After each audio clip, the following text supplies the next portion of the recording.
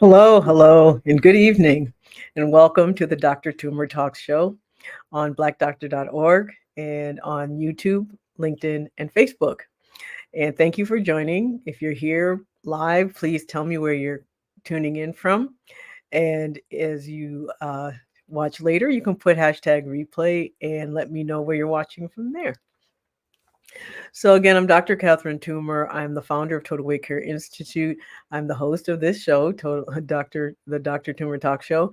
I'm also the new founder of Your Light Wellness and Weight Care Physician Group, where we offer national compassionate and complete weight care because people are still falling through the cracks, and I'm trying to do my best to fill them.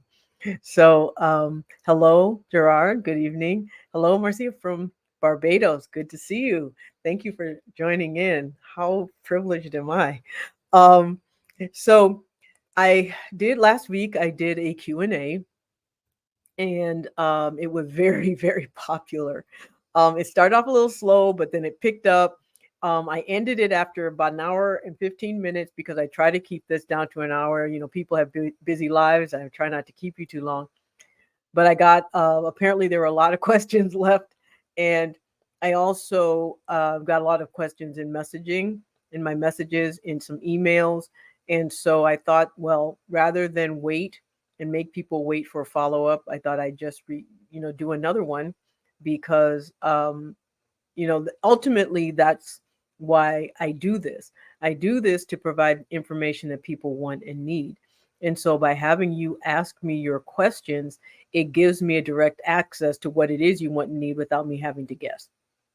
Now you can also write to me and ask me to uh, do videos on your topics or to do a topic as one of my show um, is in one of my shows. So I don't mind doing that, but just have to contact me and let me know. And the way you can contact me is and I'm going to put it in the comments. It's help at drtumor.com. Now, you don't have to attach your name. If you don't want your name attached to the question or the request, you can just put on there, I want this to be anonymous, and I'll just call out the question. If you want to know if it's the question that you asked, of course, I'll just say your first name. I usually don't give first and last names anyway. And so, but one of the most common questions actually that I got um, from last week was apart from a lot of thank you messages, and I really do appreciate that. I'm glad that you find this information helpful and useful. But one of the things that I did get were a lot of people asking me questions about how they can work with me. Now, the way the United States works with licensing, I can only treat patients in the states where I have a license. Right now, that is Michigan, Georgia, and South Carolina.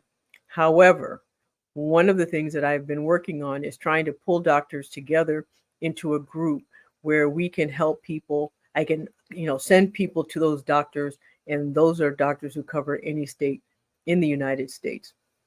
Now, if you live outside of the United States, what I can do is provide strategies and plans.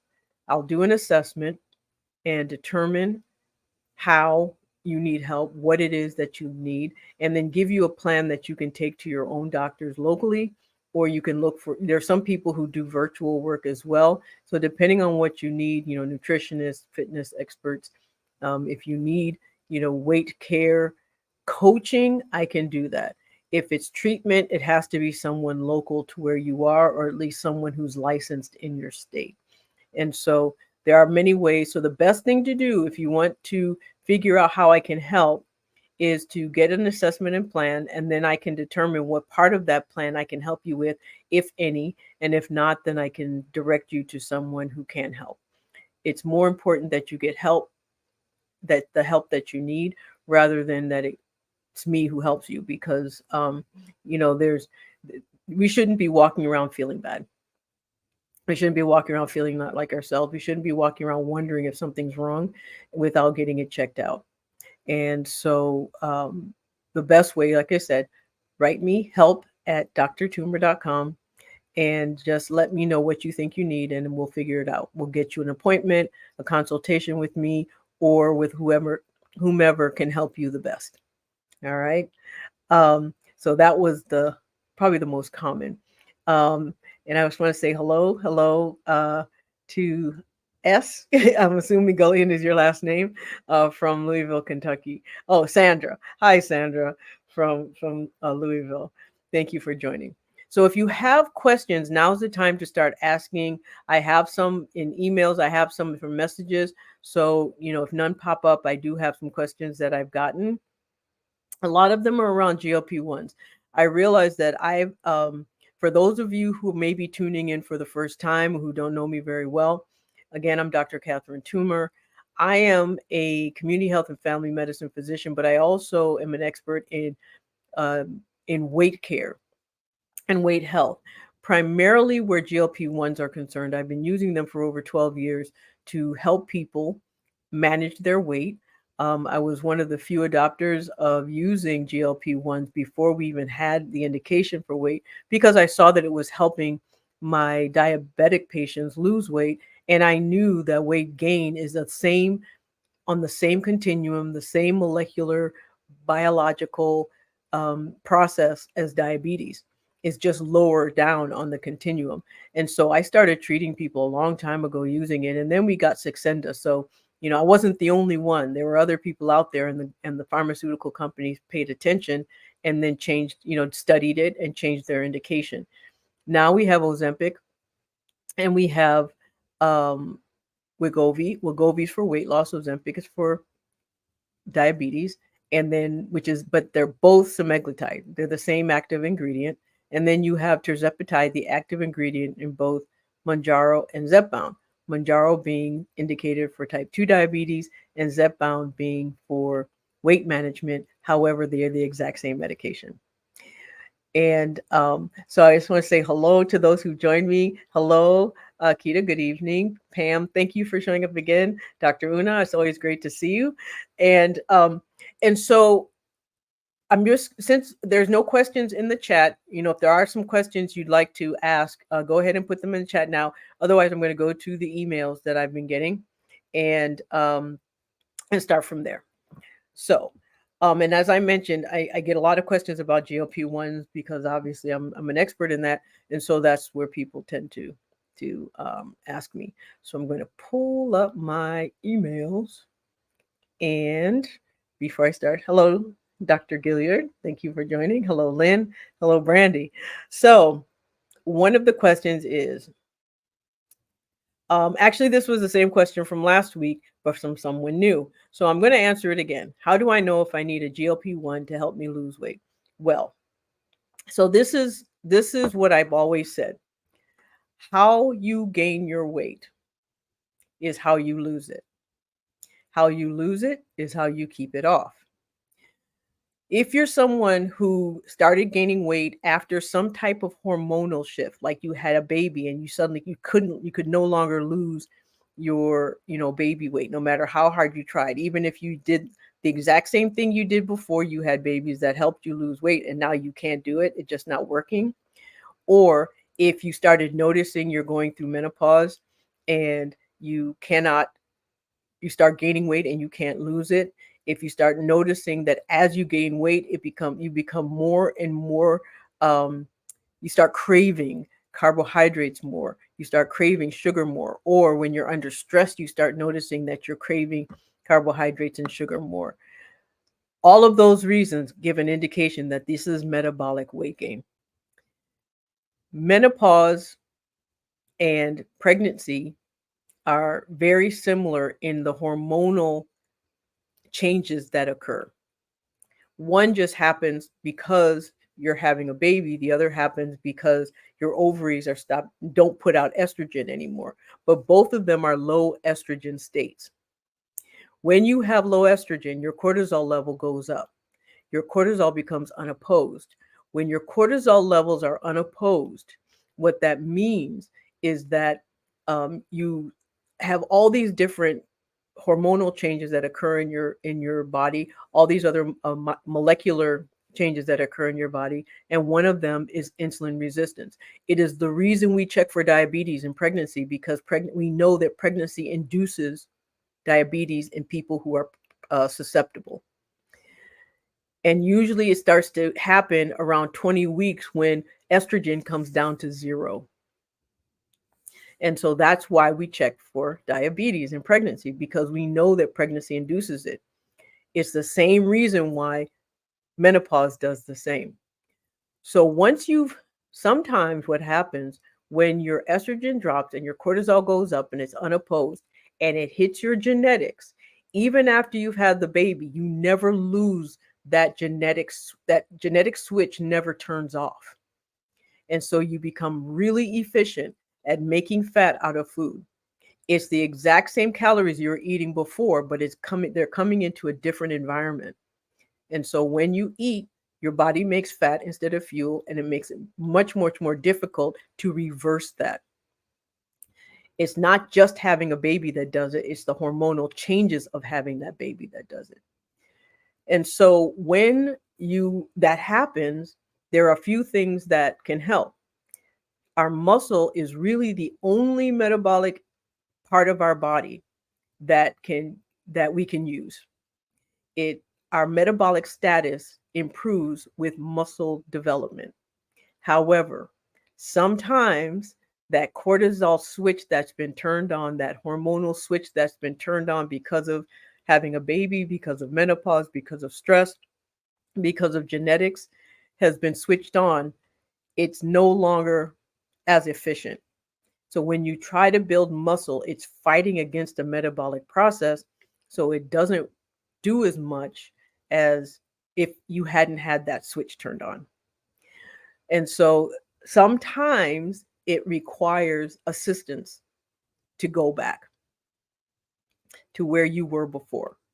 And the only metabolic medication we have that helps with that are diabetic medicines. Diabetic medicines are metabolic medicines. Diabetes is a metabolic process. So, like I've said before, insulin resistance is here. You kind of go through the continuum to prediabetes, then to diabetes. But if you're here, you gain weight very easily. It's very difficult to lose it. And muscle, you can try to use muscle. You can do anything you can to reduce your cortisol. So if you are in menopause, having hormone replacement therapy plus muscle building may do it. If you are under a lot of stress, yoga, meditation, Pilates can help, adding that to muscle work, and that may help. But if you try to do all those things and it's just not working, more than likely there's a metabolic process that's overriding all your efforts, and therefore usually it requires a metabolic medication. And that's where the GLP-1 medications come in, and that's why they work so well. The issue we run into is that our indications for brand, where our insurance will cover it, are only two: diabetes and obesity. And that is if your BMI is over 30 or your BMI is 27 plus some other heart issue. The problem is that if you're a woman going through menopause, you can gain weight 5% of your body weight. If you have polycystic ovary syndrome or PCOS, you could gain 5% of your body weight. We already know that gaining 5% or more of your body weight drastically reduces your health. It has a profound adverse effect on your health. But what if you gain 5% of your body weight and you're not obese? How do you get the medicine then? And that's where really safe and effective compounded medications come in. Not all doctors agree with compounded medications. I was one of those doctors. I did not like compounded meds. They're not regulated. It was very easy for people to get scammed with them. It still is. So, I vet my compound pharmacies quite stringently And because I needed to make sure that my patients were getting what they needed, because I was getting a lot of menopausal women, women with polycystic ovary syndrome who were not obese, who needed help because their health was failing, and the antiquated indications with insurance companies just weren't cutting it. So I know that was a very long answer, but this is my soapbox. So you asked me a question about GLP-1s and how do you know if you need them? You're going to get a lecture. All right. Um, so I just want to say hello to Brandy and Perry from Texas. Tiffany, thank you for joining from Atlanta. And okay, so Brandy asks, does the body respond slower to GLP-1 if you have diabetes? Sometimes, yes. And the reason is it has to do a lot of work. So before it can get to the point where it helps your body reduce fat, get rid of fat cells, start shifting things from your body from making um, fat to fuel, it has to correct the diabetes first. And so it depends. Sometimes that if your diabetes is the cause of your weight gain, then using a GLP-1 will help reverse that weight gain. However, if there is a strong stress reaction within that, then it won't touch it unless you're on tirzepatide, which is the Mounjaro Zepbound. It works better to counter the effects of stress on the body than Ozempic Wegovy does, but it still requires active reduction in cortisol daily. That means daily mindfulness, daily meditation, daily deep yoga breathing, daily Pilates, daily something. Because as long as your cortisol levels are high, then it will override all medications, no matter what. The other thing that happens is that, and another way of knowing if your cortisol high, because most people are like, well, I'm not under stress. I don't have high cortisol. If you're someone who wakes up every night or most nights at around 2 to 3 o'clock in the morning and you can't get back to sleep, your cortisol is elevated. You went to sleep with elevated cortisol. What happens at around 2 to 3 o'clock in the morning, or at around that time, what would either be the 2 to 3 o'clock in the morning or the equivalent if you're on shift work, is that our cortisol level spikes. And when it spikes and it's already high, it wakes us up and keeps us awake. If it spikes and it's not already high, it will kind of bring you out of that deep REM restorative sleep, but it won't wake you up, but it will allow you to go back into that deep restorative sleep. So if you wake up every night and you're wide awake, your cortisol is elevated, whether you admit it or whether you know it or not. And so it's important just to assume your cortisol is high and do something about it. Most of us with children, most of us who have jobs, most of us who have any type of activity outside of the house, more than likely have high cortisol at some point. The other that's really important, though, is that I just lost my train of thought. I had a thought I was going to a point I was going to make concerning cortisol. If it comes back to me, I'll tell you about it. But yes, so to answer your question, it's not across the board that body responds slower to GLP-1s if you're diabetic. However, depending on where you are, how much of a diabetic you are, that may have to be corrected first before your body is able to do other things. Okay, so I hope that answers your question. So I know I talk a lot about cortisol and I talk a lot about GLP-1s. The other thing that happens, I mentioned PCOS, I mentioned menopause, I mentioned pregnancy, stress. Those are the biggest reasons for cortisol. And since we're talking about cortisol and GLP-1s, I might as well just go ahead and talk about some of the other pillars of weight loss. So I mentioned sleep. If you don't get enough sleep, there are hormones that your body produces while you're sleeping that help you determine, that help you respond more to food, and that it tells your brain you've eaten. It's a hormone that makes you so you don't overeat. If you don't get enough sleep, then that hormone stays low. Other hormones stay high that keep you eating, and therefore you tend to eat throughout the day. One of the things we often think is, oh, I'm tired, so I eat more when I'm tired. It's not just that you're eating more when you're tired, it's that you're eating more for the same reason that you're tired. You're not getting enough sleep.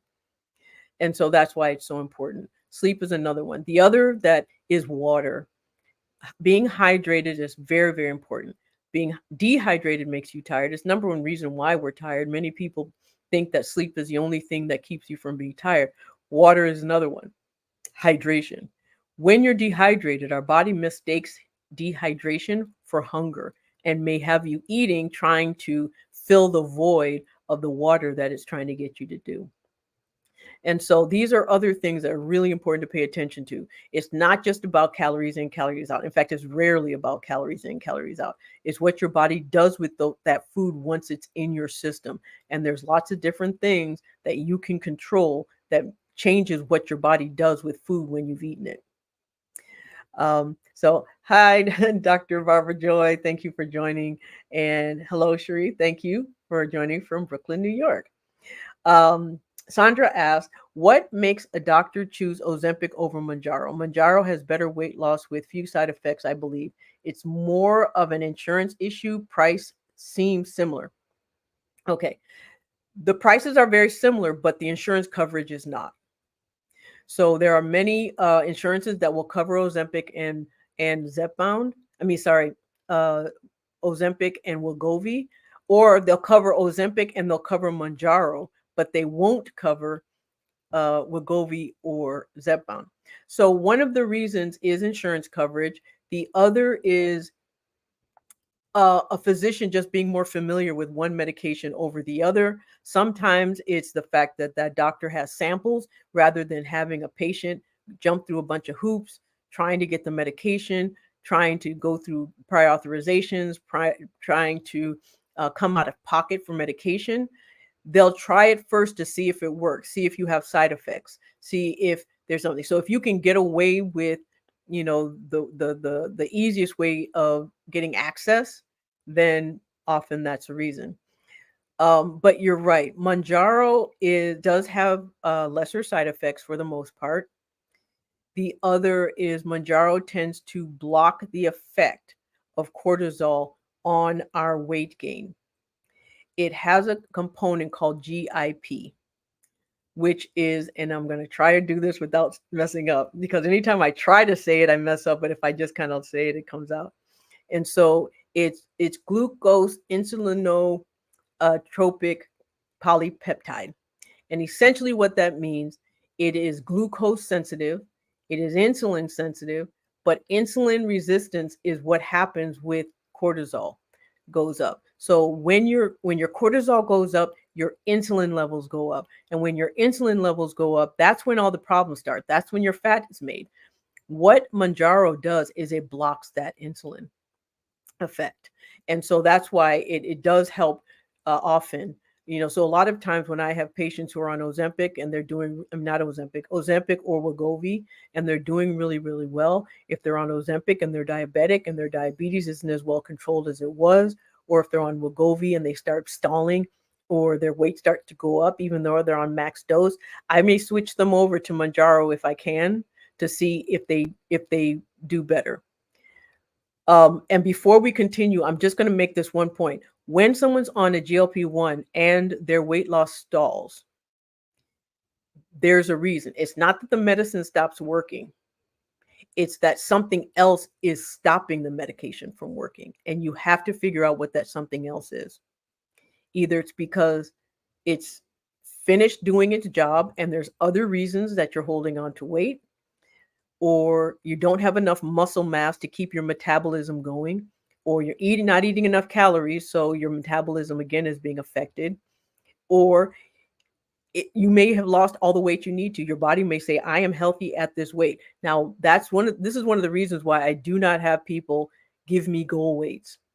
What your goal is and what your health says your goal is can be totally different.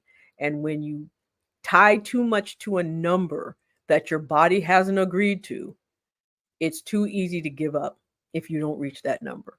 And so rather than set yourself up for failure or set yourself up for disappointment, understand that Health is not tied to a number. It's tied to a feeling. It's tied to how your body functions, and your body may like functioning at a higher weight than what you want it to do. Okay. I hope that answers your question, Sandra. I know I can get a little long-winded, so I hope I didn't lose you in the process. Um, Marcia asks, can having a hysterectomy contribute to having high cholesterol since you don't have your hormones? Um, if you have a hysterectomy and you had your ovaries removed as well, so a total hysterectomy, yes. And the reason is higher cortisol does make your so if you don't have estrogen, then it drops. Your cortisol level again is unopposed. It causes insulin resistance. It causes a bunch of things. One of the other things it causes is a rise in cortisol. Our liver um, makes cholesterol. Our liver also makes blood sugar. So when you have, and our liver is all part of the endocrine system that cortisol affects. So when cortisol is unopposed, the liver sometimes it gets overactive. And so your cholesterol goes up and your blood sugar goes up and your insulin levels go up and then your fat production goes up. And therefore you end up with fat around the middle is one of the signs that it is a metabolic weight gain. And again, metabolic weight gain is the reason why metabolic medications like Wegovy and Zepbound help with weight loss. They don't treat weight loss, they treat the causes of weight gain. That is a very important distinction. Um, so I hope that answered your question. Tiffany asks, I am on week 3 of 0.25, but I'm not seeing a reduction in my hunger or food noise. On average, what do most patients begin to experience the benefits of these meds? Okay, the lowest doses, 0.25, that's a really good question. I'm glad you asked it because it is often the reason why people get really discouraged with their process. 0.25 of Wegovy or Ozempic or semaglutide, or 2.5 of Manjaro or Zepbound or tirzepatide are the absolute lowest doses. Those doses are only designed to prevent you from having side effects at higher doses. It's just to get your body used to the medicine so that when you get to higher doses, you don't have as many side effects like the nausea, the vomiting, the constipation, the more common ones. They are not designed to actually treat anything. They're not considered therapeutic doses. So if you start noticing any changes on those doses, it's a bonus. It is not expected. Each person is different as to which dose starts showing uh, um, the effects. And mainly because it really depends on what it's treating and what it's fighting against. If you're someone who's, like I said, who has a high stress life, who was in a high stress situation, that medication's fighting against more than if it's only correcting a metabolic process. If your A1C is a little higher, then it's again has to correct your metabolic dysregulation first before it can start working on the other things which afford weight loss. So each and every person is different, and that's why it is so important when you're on a weight loss journey or in a health journey, a weight health journey, not to compare yourself to someone else. It is a quick way of losing momentum. It's a quick way of feeling like your process isn't successful when it actually very much is. I can't tell you how many times I've had people come to me saying, I want to get off the medicine, it's not working. And when I find out, start questioning, they're like, I'm only losing 2 pounds a week. 2 pounds a week is the maximum you should be losing each week. Anything more than that puts you at risk of gallstones, puts you at risk of losing muscle, puts you at risk of losing energy. So, but when you're online and you're seeing people who say they're losing 5 pounds a week, well, depending on how much they have to lose, if you're losing 5 pounds a week and you're starting at 400 pounds, that's one thing. If you're losing 5 pounds a week and you're starting at 200, there's something totally different. And so it really just depends on each individual. And so you really have to, kind of Manage your expectations as much as you have to manage everything else. Hold on, I'm losing track because I need to comments. Let me go up here. I'm losing some comments. Okay. So Tiffany, I hope that answers your question. You shouldn't expect to see anything. Also understand that yes, if you when what you'll know though, you'll know the medicine's working. If you're someone who does have a lot of hunger and you're someone who has a lot of food noise, you'll notice when that stops. That will also be a very good indication of how well the medication's working. But also know that if you get to the point where your hunger completely goes away, that is not healthy. You don't want that, because what that means is you're not going to eat enough to get the nutrients you need. You're not going to eat enough to keep your metabolism up. So although it's kind of interesting and it's fun, especially for, those of us who've been in a weight, health journey for a very long time, it's a novelty, it's unique, and it's something we try to hold on to. Unfortunately, it's not always healthy. So you don't want to take a healthy process and make it an unhealthy one. So that's why it's really important to also follow up with your prescribers on a regular basis so that they know what's going on. Cherie says health versus goal weight. Thank you for addressing that. Health is not tied to a scale number. Absolutely. Health does not have a number. Health doesn't have a size either. And that's higher or lower. One of the other issues I tend to run into is people not wanting to lose too much weight. Well, the thing is, if your weight is, if you've been going your whole life with a metabolic process that has not been corrected, you really don't know what your body is supposed to do. So when you start losing weight and that metabolic process is corrected, often what happens, you go down to a weight that you've never seen before. And for some people, that's very difficult and they don't like it. But it's where their health is. And sometimes our health lies in places where we don't want it to be, unfortunately. And there's not much we can do about it. And this is why I called it is a biopsychosocial process. The biology is just the medication. The psychosocial is everything else. Your sleep, your moods, your attitude about the process, the way you interact with other people, the way the world interacts with you as your body changes. All these things can affect your process and affect your journey. And so, but these are all things that need to be addressed because they will derail you if they're not, if you don't pay attention, they can easily derail your process. What is your thoughts on eating according to your blood type? I get that question a lot. Personally, I think it's a bunk. I mean, it's just ridiculous. First of all, our blood type is determined by our genetics. So yes, there is a connection between our genetics and how we react to food. How that ties to our blood type, I'll be quite honest with you, I have not studied enough to have an educated decision or educated comment about that. However, my opinion, and this is really an opinion, this is not a medical, based on medical information. Like I said, I've not studied this. My opinion is that it doesn't matter. My opinion is that it's one other way for people to make the person feel like something's wrong with them if they don't do something according to something that they cannot change.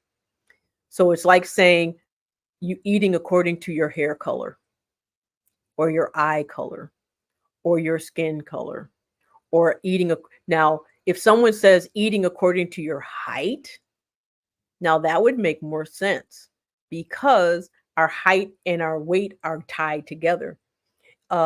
If someone says eat according to your body size, body habitus, like where your fat tends to fall on your body, that makes more sense. But blood type. But I tell you what, I get enough of those questions. I'm going to study that because, I could be wrong.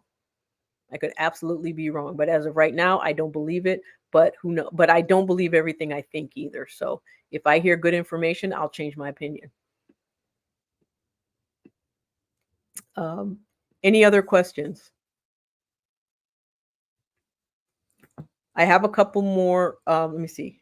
Thank you for your honest response, really. You're welcome. I'll tell you I don't know something in a heartbeat because if I don't know it, I don't know it. I've been in medicine now going on almost 30 years. It does not help anybody to make up information. It doesn't, I mean, there's no way that any one person can know everything, all the information that's out there. And if I say something and I get proven wrong, I will accept it. So if you find information that's compelling, and in fact, Marcia, if you find studies that show that this works, please send them to me. I will absolutely study them. I'll look into it myself. But if you find something in the meantime, um, you know, send it my way. I'll appreciate it. Let me see.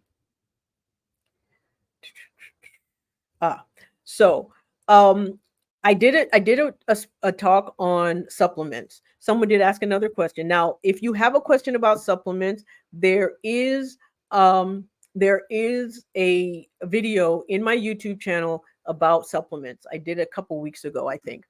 But just to reiterate, there are certain vitamins that help. Now, the best way to get a um, just everything you want in one place. Prenatal vitamin works, whether you're a man or a woman. And the reason is prenatal vitamins tend to have everything you need for anemia and for bone strength. And because imagine, prenatal vitamins are vitamins that you take because there's a whole human growing. And so every single part of that human requires certain things. So prenatal vitamins supply all the things that every part of a human body needs. So that's why prenatal vitamins are such a good option for a multivitamin. The reason why multivitamins are so important is because of the way our food is produced now, because of the industrial agricultural complex or whatever you want to call it, our soil just does not have the nutrients that it used to. And food gets their nutrients from the soil. So if there's not enough in the soil or it's artificially added, it may not be naturally occurring in food, and therefore our body doesn't get it. So what I always say is the way our food is produced now, we have very pretty food that doesn't have a lot of nutrition in it. And that's essentially because we as consumers have stopped. We're so picky about the way our food looks that often the look of our food is more important than the nutritional value of our food and what we get. So Kimberly asked, you mentioned eating according to your body type. Can you elaborate? So yes, if you're someone who holds your weight through your middle, you have metabolic issues. That's just so when you have metabolic issues, carbohydrates are not your friend. However, you still need carbohydrates because your brain needs carbohydrates to send signals to everywhere. You know, when you're a carbo, I'll slow down a little. Carbohydrates get broken down to glucose. Glucose is what our brain uses to send signals to the rest of our body. It's what gives our brain messages that says this is the mood you're in, this is the food you should be eating, this is whether you should be eating, this is whether your heart should be beating. Like all the things that control our body are all in our brain, and our brain uses glucose for fuel. So when you have a metabolic issue, what that means is your brain's not getting the message that you're eating. It's not getting the glucose into the cell. That's what insulin resistance also is.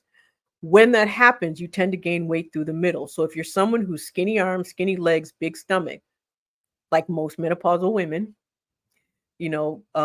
again, pregnant women, although you also have a baby growing inside you, but that's also part of it. That is an indication that you have a metabolic issues with carbohydrates. You're sensitive to carbohydrates. If you're someone who tends to be big on top and small on the bottom, what that means is that you have to be worried about cholesterol. That's cardiac. Uh, that's a heart disease body habitus. And so what you worry about is cholesterol levels. So you eat, fat may not be your friend. And so you want to get that checked. If you're someone who's small on top and then very large on the bottom and you have lots of fat, if you're a woman, it actually is not too bad. Because what that means is that your hormones are such that you actually have good hormones for having babies. And that's why it's I guess what's the word I'm looking for? Evolutionarily or instinctually, hippie women are tend to be the women that attract a lot of attention, mainly because it is an indication that you can have children, that it's easy for you to get pregnant, and that's a hormonal thing. So, and then if you're thin all over, What that could also mean is that you have a really high metabolism, and either because of genetics naturally, or it could be that there's a hormonal issue like a thyroid, hyperthyroidism. And then the other is if you're just round everywhere, like your face, neck, body, thighs, everything, then that is often calorie related. And it could be calorie related in that your body doesn't burn calories in the way that it should. And so it could be a metabolic issue, it could be a muscular issue, it could be a hormonal issue like thyroid. So again, you can look at someone and say, where do I start? Where do I check first? And then you rule out those things, and then you determine what can and cannot help them. So that's what I meant by body shape, body habitus. Um, Let me see. I lost my place with the questions. Okay, you said eating according. Okay, so Kimberly, did that answer your question? I hope so. Marcia asked if I do.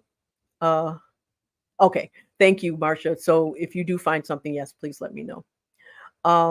What Tiffany asked, what are your suggestions for relieving constipation? Number one, water, water, water, and more water. Number two, find the cause. Whenever you have constipation, you want to know the cause, because what the cause, anytime really, if you have any symptom of any type, you want to know the reason why. And if you know the reason, then you go after that reason. That's how you fix it. Most often what we end up doing is that we go after the symptom and not the cause of the symptom. So if you're constipated, is it your diet? Is it your lack of water? Is it because you're on a medication that makes you constipated? Is it because you're not getting enough magnesium? Is it because you have some type of motility issue? You just have a slow moving intestinal tract? Is it, is something blocking, your stool from coming out? So you find the cause. If you're eating enough food with fiber and you're drinking enough water and you're not on medication that causes constipation, and you're taking magnesium citrate, which helps, still go to your doctor and find out why you're constipated in the first place. Sometimes thyroid issues cause constipation. Sometimes constipation isn't really constipation, it's just you're not eating enough food, so your body's not producing enough stool to produce waste. So, there's lots of different reasons. So you just have to figure out why. And that's where doctors come in to help.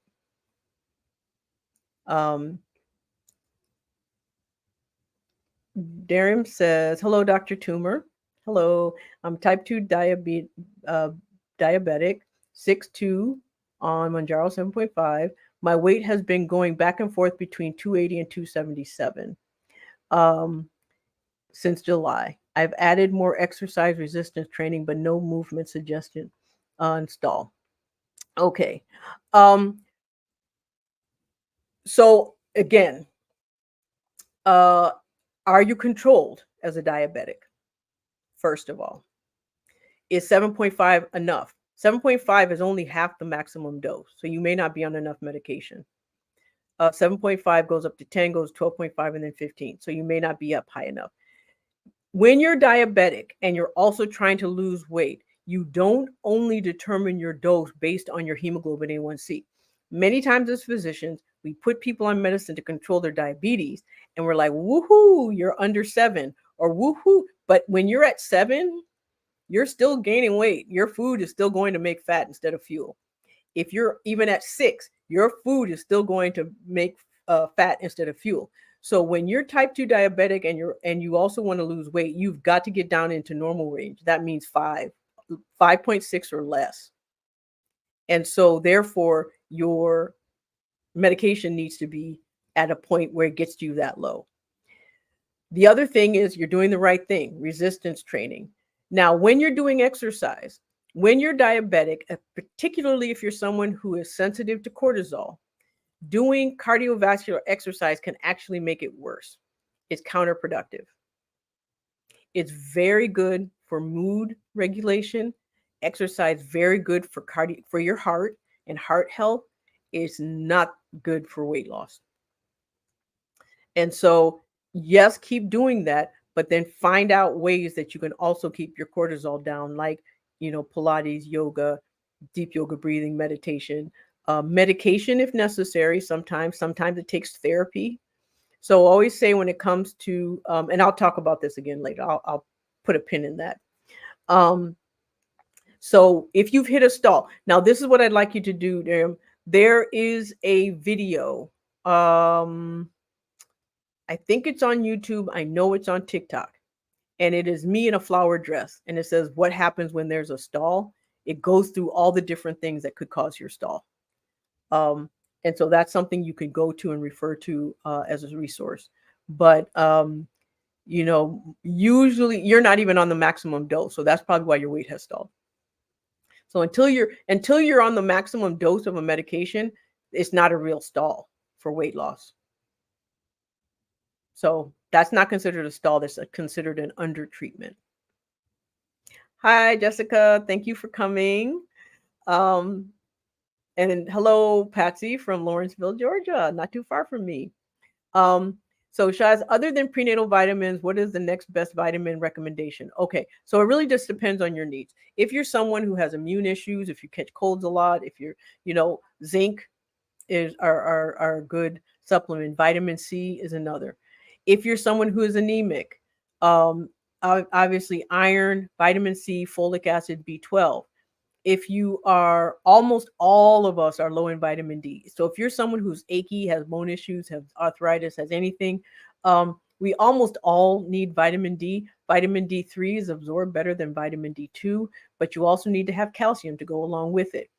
Now, of course, if you're someone who has kidney stones, then you have to be careful. So it's really important. These are conversations you should have with your doctor, because without a full background in medical history, it's really hard to say exactly what you need. So the safest way to go is just a multivitamin, because one of the things that happens with multivitamins, you don't get too much of anything.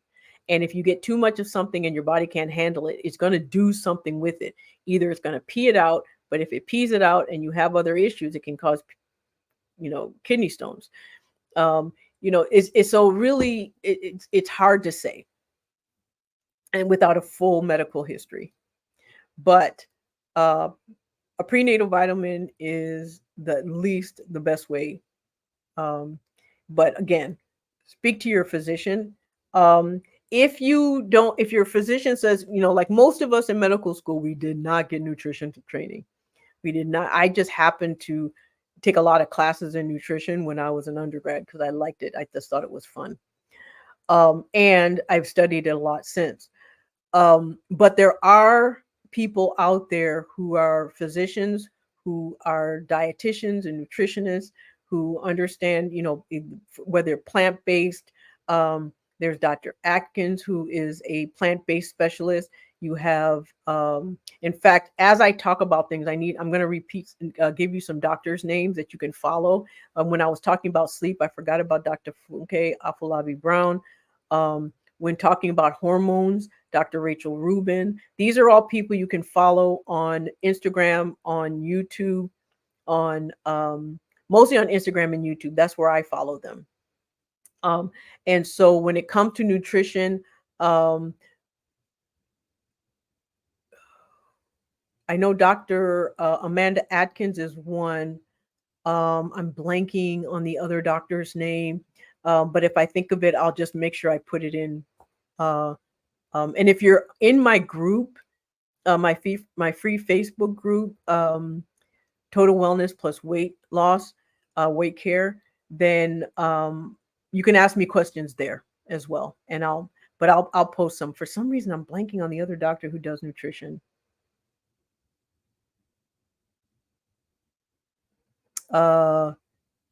Dr. Tamara. I think it's oh gosh, she has a French last name. I'll find it and I'll write it down. I'll let you know. Kimberly said good information. Thanks. You're welcome. Let's see here. Ooh, we're getting this hour goes fast. I just began to experience this once I started GLP-1s med. So unfortunately, I'm not sure what this is. I know because once I go down the messages, I forget what I said. And so you have to kind of be specific. So just when repeating something, if you can tell me what the this or that or what it is, so I can remember. Okay. Brandy Jessica, your A1C is 5.8. That is pre-diabetes range. That means you're in prime fat making mode. Your body loves making fat when you're at an A1C of 5.8. Very efficient, because that means your insulin levels are high. Our insulin levels are high is how our body makes fat from every single calorie we eat, particularly carbohydrates.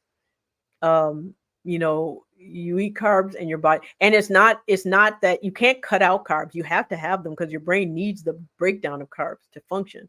So um so there's really, again, few things that can work: muscle, metabolic meds, GLP-1s. Aaron says, as of 9/6/24, my A1C is 6. Okay. And your glucose one. That's your answer right there. That's why you're stalled. Your A1C is still too high, your blood sugar is still too high, and you're not on the maximum dose of your medications. So until you're on the max dose, keep doing what you're doing, but you need to go up on your meds more than likely. But that's something, of course, you talk to with your doctor.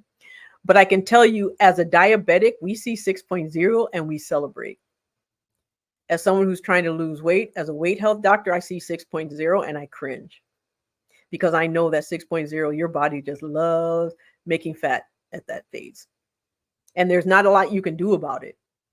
This is metabolic and you're working really hard. So what's happening at this phase is that your metabolic process is overriding your medication, and it's overriding the efforts that you're putting in.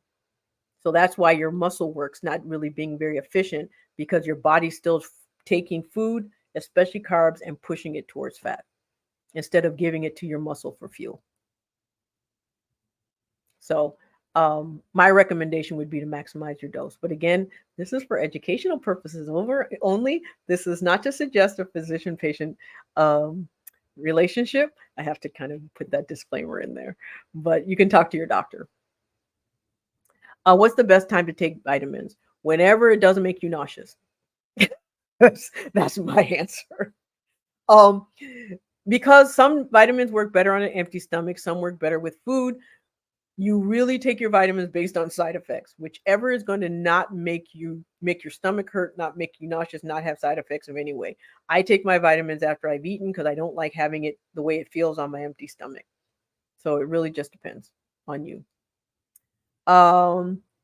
Like you said 2 weeks ago, don't take much over 100% types of vitamins. Centrum is in the 1000%. Took Centrum and B12 was too high for me. It caused insomnia and anxiety. Yeah. So that's why I tend to go with the Nature's Made, Nature's Bounty. They tend to stick to the 100% rather than the 1000%.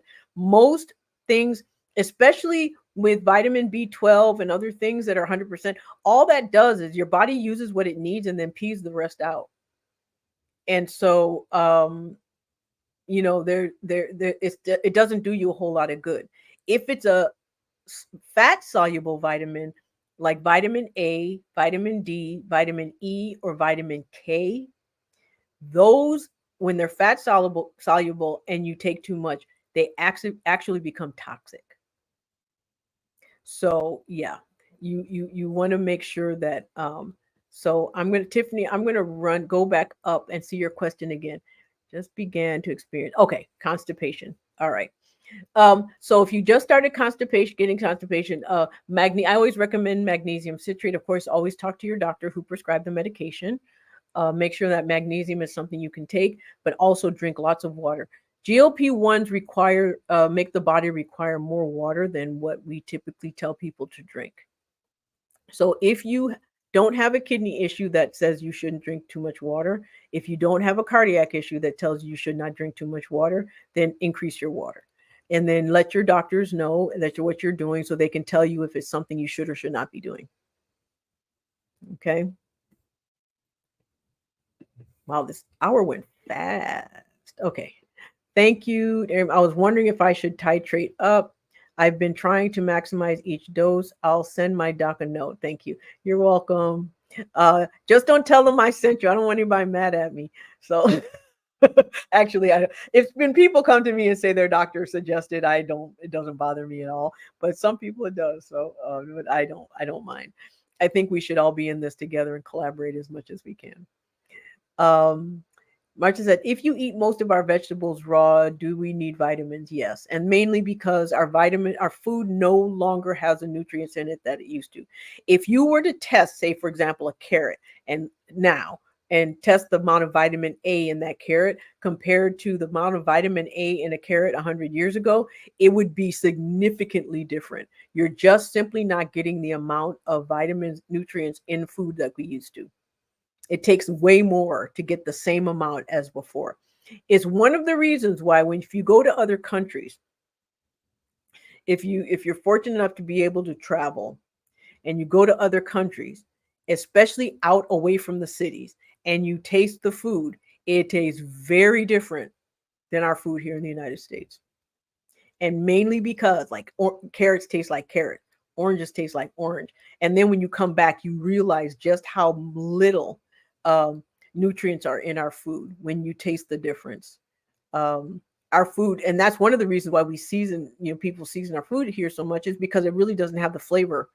Tomatoes aren't the same. Nothing really. We just don't have the same nutrients. Um, Magnesium citrate helps you sleep. That's good. Most people use magnesium glycinate to help them sleep. But if magnesium citrate helps you sleep, then you can kill two birds with one stone: constipation and sleep and insomnia. Um, what vitamin D level is considered toxic? So you want your vitamin D levels to be around 30, and when you start getting over 30, then you're taking an unnecessary amount. So most of us if we're not taking vitamin D, most of us are sitting around 15, 10 to 15, which causes us a lot of achiness, bone achiness especially. So whatever vitamin D, if you can take, so what we do generally is give 50, what's called international units, 50 million, 50,000 international units of vitamin D. D3 gets absorbed better than vitamin D2, but 50,000 international units of D3 a week, once a week, and do that for 12 weeks, for 3 months, 90 days, and then recheck. The other option is to take about 5,000 IUs, international units of D3 every day for 90 days, and then recheck. And there often toxicity for vitamin D gives you rashes. There's other things that I'm escaping me right now, but most of us, is very rare for us to get vitamin D toxicity just because we're never in the sun. Um, and we don't drink enough. There now, you have fortified orange juice and we have fortified milk, but most of us who are lactose intolerant don't drink enough milk to get toxic levels. Most of us who are diabetic cannot drink enough orange juice to do that either. So the only way we get our vitamin D is from the sun and from supplements. And so if you don't spend a lot of time in the sun, then you need supplements. If you do spend a lot of time in the sun, sunscreen, sunscreen, sunscreen. One of the myths of medicine is that if you have darker skin, you can't get melanoma. I can tell you for a fact that is not true. The sun damages no matter what your skin is. Melanin protects to a degree, but not 100%. Okay. Um, any other questions? Ooh, we got 1 minute left before it's time to go. I don't want to keep you more than an hour. This went fast. So if there are no more questions, again, you can send me questions to my email at help@drtumor.com. You can join my Facebook group. I'm going to put it in the chat. www.facebook.com/groups/total loss. So um so that's my group. You can ask me questions there. You can send me questions to my email at help@drtumor.com. And um, Marcia says it's true, doctor. Here in Barbados, we get sunburned. I get sunburned very easily. I grew up in East Africa, and I can tell you that the sun was not my friend. I love the sun too, but yeah, I burn. Um, did you get to check about taking vitamin D with K2 so it doesn't go to the heart? It does go to the bones. Um, when you say K2, are you talking potassium or something else? I'm not sure. I don't understand that question, to be honest. Um, but I am. But if there's something to do with D3 and the heart, one, as like someone who has cardiac. Oh, vitamin K. Yes, vitamin K is and vitamin D are both soluble. They're vitamin K is used for clotting, for blood clots and blood components. As far as its connection to D3, I don't know, but I will look into it because if there's something that's heart related, I should know because I am a heart patient. So thank you for bringing that to my attention. I'll look into it. I just don't know right now. Thank you for accepting me into the group. Thank you for accepting my information. Trust me, I'm more honored and privileged than you are. For that is not even a question. Um, Okay, vitamin K2 is different from vitamin K. See, there you go. I don't know. I don't, you know more than I do. So I'll look into that because I don't know. I just learned something new today, but I will look into it because you asked the question and because I don't know. And I'm just that kind of person. If I don't know something, I'm going to look it up and find it and see if I can find a good source.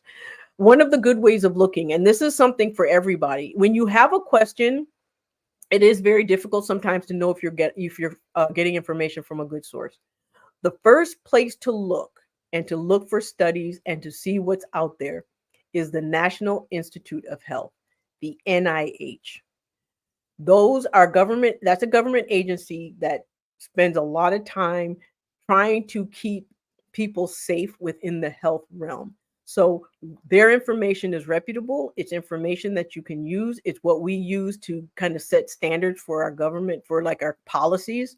And so um and it's neutral, it's not politically based, it's not, it's not partisan. So it's but it's really good. It's the ultimate in getting our um it's the ultimate in getting good information about health. Marcia, thank you for coming. I appreciate you being here. And thank you for your questions. They were really very helpful. So I'm going to say good night. Again, join my group and you can ask questions there. Send me emails. You can ask me questions there. And, this is, like I said, this is very much a privilege for me. I appreciate you being here. I appreciate you, um, you know, giving me questions. And it helps me learn as much as it helps other people learn. So thank you. And I will see you again next Tuesday on the Dr. Tumor Talk Show. Good night.